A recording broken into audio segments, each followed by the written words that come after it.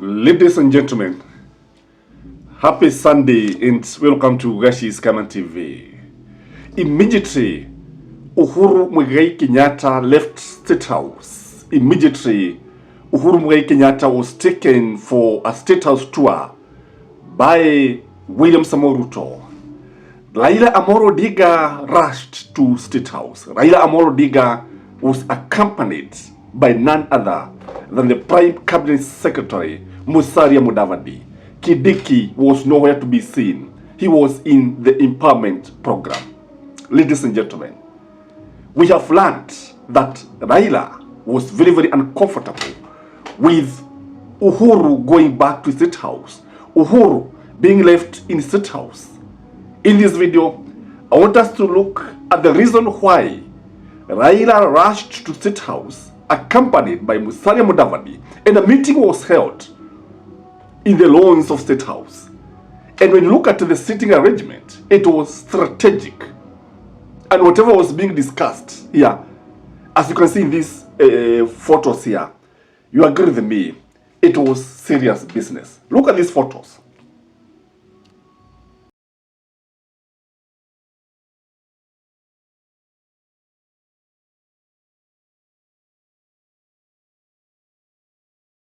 So, ladies and gentlemen, from our reliable sources, these were the agendas that Raila presented to William Ruto.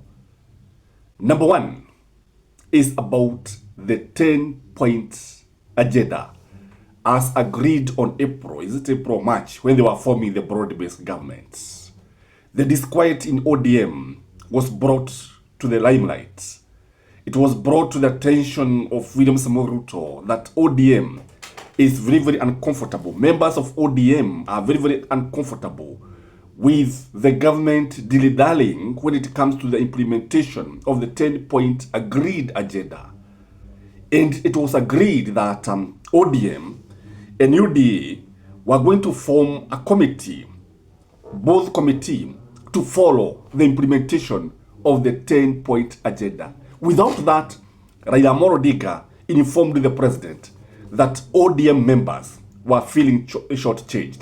ODM members were feeling betrayed, and they were feeling like they would leave the broad-based government, and they were feeling that the government was not serious. And Mudavadi was brought there as a witness. However, there is something else that was discussed about Uhuru Kenyatta. Raila Amolo Odinga does not fully trust Uhuru Kenyatta. Raila Amolo Odinga strongly believes that Uhuru Kenyatta is fronting Fred Okengo Matiang'i.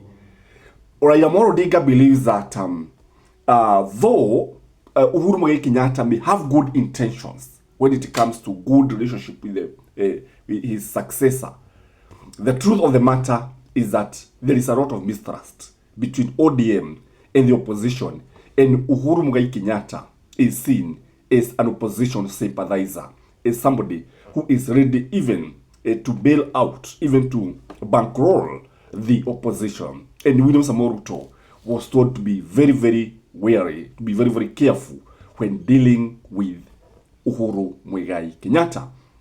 The other issue that was discussed is about the zoning during the by-elections, zoning during the nominations, joint nomination of candidates in 2027.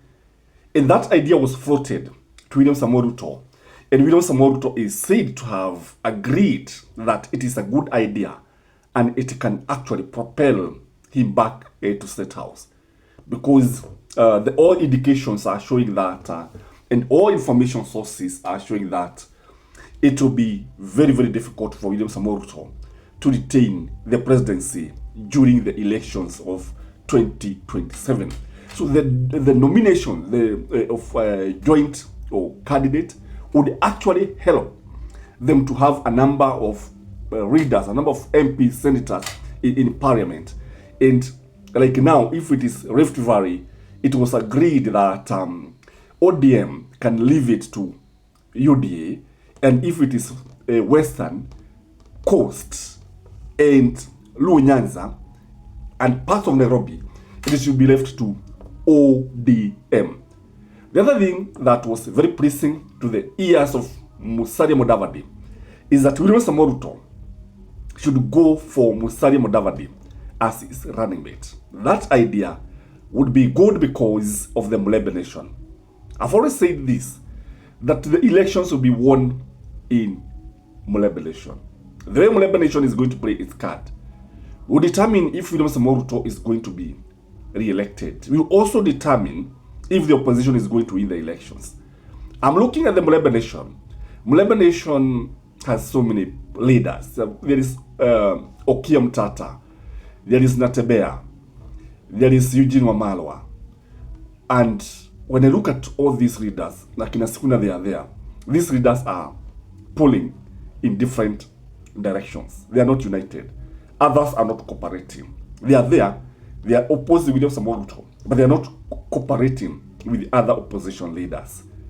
And that is a weakness. So if William Samoei Ruto is going to pick Musalia Mudavadi, then the opposition has all the reason to get worried. And I think that is why Mudavadi was there, because you see, according to Raila Odinga also has a soft spot for Musalia Mudavadi, that is.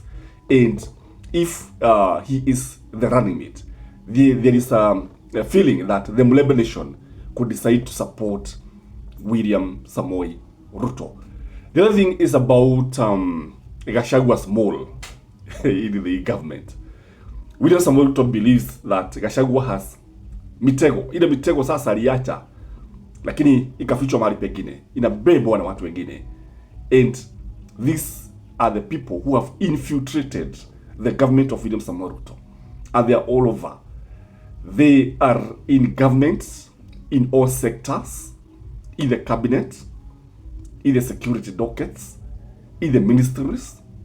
Wherever you go, you find Gachagua sympathizers, Gachagua models who are always there and informing the opposition whatever is happening. And this is something that is worrying the government. When you see Musalia Mudavadi, Raila Odinga, and William Samoei Ruto meeting, this is not just an ordinary meeting. The things that are discussed here are serious, very serious issues. And if William Samoei Ruto is not going to flog match the infiltrators in his government, then whatever he's going to do will be badly exposed.